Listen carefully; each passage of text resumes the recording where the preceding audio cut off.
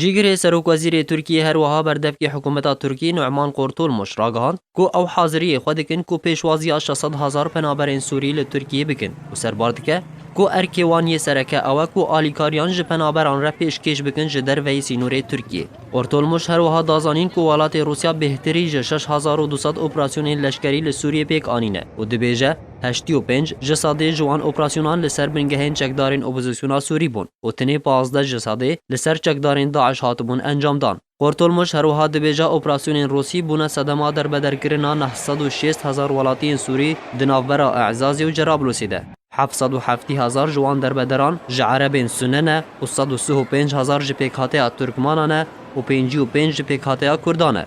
جالی خواه سروک وزیر ترکیه احمد داود اولو ایرو راگهاند که اگر اپراسیون روسی لشکری لسر باجار سوریه بوی آوائی بمینه دبک و هجمارا در بدرین که لسر سینور ترکیه راوستای مانه و لحیویا در باسبونینه بگهن 70,000 در بدری اغلو هر وها دبیجه او تجاران سینور لپیشیا در بدرین سوری ناگرن.